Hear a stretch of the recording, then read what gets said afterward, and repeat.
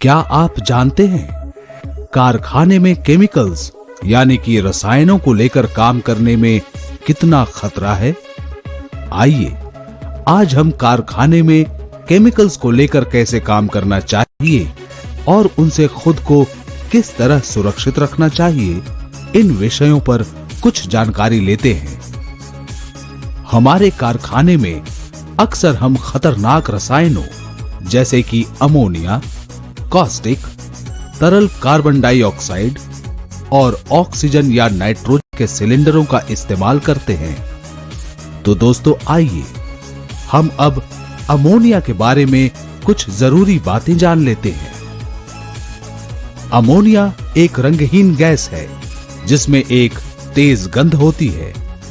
यदि ज्यादा परिमाण में अमोनिया हमारी सांस में मिल जाता है तो ये हमारे फेफड़ों को बुरी तरह से प्रभावित कर सकता है, यहां तक कि ये जानलेवा भी बन सकता है। दोस्तों, अमोनिया के खतरों से बचने का सबसे बढ़िया तरीका है वाटर स्प्रे या वाटर कर्टन का इस्तेमाल करना। अगर किसी तरह काम करते वक्त अमोनिया लीक हो जाए तो कुछ अहम बातों पर गौर करना आपके लिए अति आवश्यक। अमोनिया के लीक होते ही फौरन काम करने की जगह को खाली कर दें और जल्द से जल्द असेंबली पॉइंट पहुंचे। आग उत्पन्न करने वाली हर तरह की मशीनों और उपकरणों को बंद कर दें और सही वेंटिलेशन का इस्तेमाल करें। जल्द से जल्द लीक को बंद करने की कोशिश करें और अगर किसी सिलेंडर से गैस लीक हो रहा हो तो फौरन उसे अलग कर दें। दोस्तों, आप सबको पता ही है कि कारखाने में हम अक्सर सल्फ्यूरिक एसिड से काम करते हैं।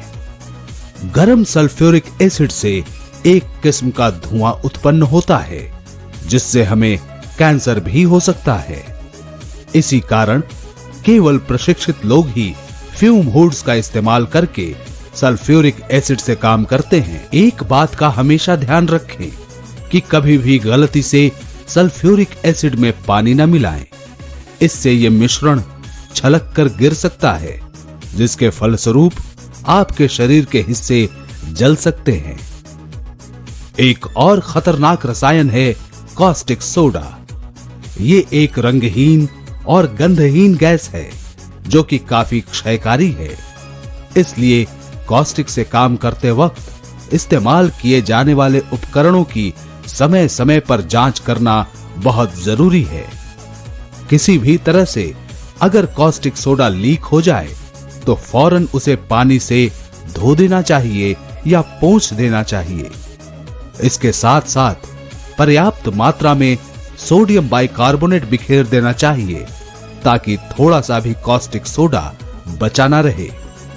दोस्तों, कॉम्प्रेस्ड गैस के सिलेंडरों को सही तरीके से रखना बहुत जरूरी है। उन्हें सदा सही तरीके से स्ट्रैप या चेन से बांध कर रखना चाहिए। जब सिलेंडरों से काम ना हो रहा हो तो उन्हें सदा कवर से ढक कर रखें। सिलेंडरों को स्थानांतरित करते समय हमेशा ट्रॉली का इस्तेमाल करें और सिलेंडरों को स्ट्रैप से बांधे रखें। दोस्तों, अगर किसी भी तरह ये खतरनाक रसायन आपके शरीर के किसी भी हिस्से के संपर्क में आ जाए तो कुछ अहम बातों पर गौर करना बहुत जरूरी है। यदि कोई रसायन आपकी आंखों के संपर्क में आ जाए तो फौरन आंख को पानी से धो लें और जल्द से जल्द डॉक्टर से मिलें। अगर गलती से आप किसी रसायन को निगल जाएं तो उल्टी करने की कोशिश न करें और फौरन डॉक्टर से मिलें। यदि कोई व्यक्ति रसायन काफी मात्रा में सूंघ ले तो उन्हें फौरन स्वच्छ हवा के संपर्क में लाएं और सांस लेने में परेशानी उत्पन्न हो तो तुरंत उन्हें अस्पताल ले जाएं। रसायन अगर किसी तरह से आपके शरीर के संपर्क में आ जाए तो फौरन उस हिस्से को अच्छी तरह से हल्के गर्म पानी से धो लें और डॉक्टर से संपर्क करें। इसलिए केमिकल्स के साथ काम करते समय हर 5 मीटर या 15 फीट की दूरी पर सेफ्टी शावर्स या आई वॉशर्स का इंस्टॉलेशन करना बहुत जरूरी है। दोस्तों, इस बात का ध्यान रखें कि जो एक व्यक्ति या एक से अधिक व्यक्ति रसायन के गिरने या लीक होने के लिए जिम्मेदार होते हैं, उनका ही ये दायित्व होता है कि जल्द से जल्द रसायनों को साफ कर दे। सही पीपीई का मौजूद रहना और इस्तेमाल करना अति आवश्यक है। रसायन लीक होने पर तुरंत जगह को खाली करके सुपरवाइजर को खबर करनी चाहिए। चिकित्सा की जरूरत पड़ने पर सेफ्टी ऑफिसर या मेडिकल ऑफिसर की मदद लेनी चाहिए।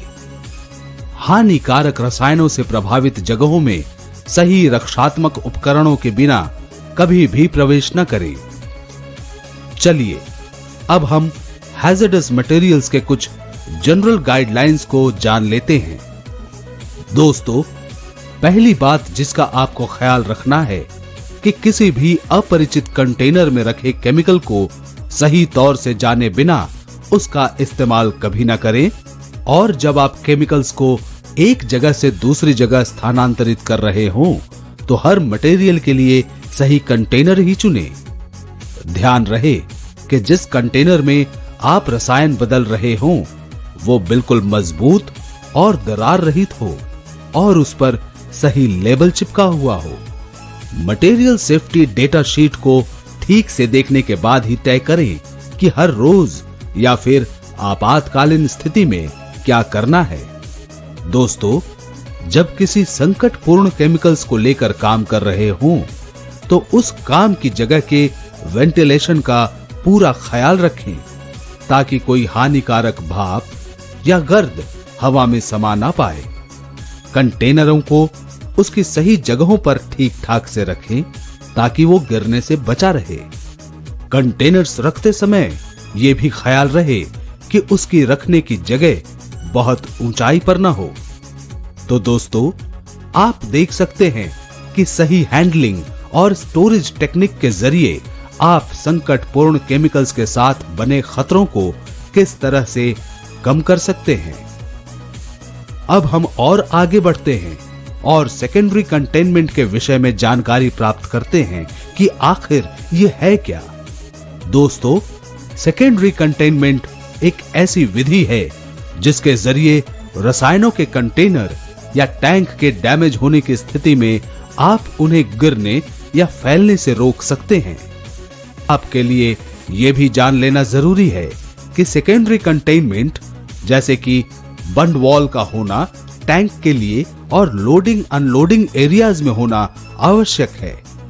ध्यान रहे, इनकम्पैटिबल मटेरियल्स को हमेशा एक दूसरे से अलग ही रखना चाहिए ताकि वो एक दूसरे के संपर्क में ना आने पाए। दोस्तों, कोई आपातकालीन स्थिति पैदा ना हो, इससे बचने के लिए केमिकल कंपैटिबिलिटी चार्ट को देखकर ही तय करें कि आप जिन रसायनों को लेकर काम करने जा रहे हैं वो किन किन और रसायनों के साथ इनकम्पैटिबल है। उदाहरण स्वरूप आप देख सकते हैं कि अमोनिया को हम किसी भी इनऑर्गेनिक एसिड जैसे कि सल्फ्यूरिक एसिड के साथ नहीं रख सकते हैं। इसके अलावा ऑर्गेनिक एसिड जैसे कि एसिटिक एसिड के साथ भी अमोनिया को रखना खतरनाक है। दोस्तों, ये तो आपको पता ही होगा कि हैजर्डस केमिकल से भरा टैंक अगर लीक हो जाए तो एक साथ बहुत सारे लोग संकट में आ सकते हैं। इसी कारण हैजर्डस केमिकल का टैंक हमेशा जमीन के ऊपर ही बना होना चाहिए ताकि कोई गड़बड़ी होने पर या फिर जरूरत के अनुसार समय समय पर उसकी सही देखरेख हो सके। केमिकल्स के लोडिंग अनलोडिंग के समय या उनके साथ काम करते समय कुछ खास खतरों का सामना करना पड़ सकता है। इन सब से खुद को बचाने के लिए आपको पहले उपयुक्त वार्निंग साइन के बारे में जानना चाहिए। इसके साथ साथ केमिकल के लीक होने पर या गिर जाने पर तुरंत स्पिल किट का इस्तेमाल करना न भूलें। इस क्षेत्र में जितने भी खास संकटों के बारे में बताया गया है, आपके लिए ये अत्यंत जरूरी है कि आप इन्हें सही तरह से जानें और अपने साइट पर ऐसे किसी भी संकट को उत्पन्न होता देखें तो फौरन अपने साइट सेफ्टी लीडर के साथ और अधिक सहयोग के लिए संपर्क करें। दोस्तों, सुरक्षित रूप से काम करना ही अक्लमंदी की पहचान है।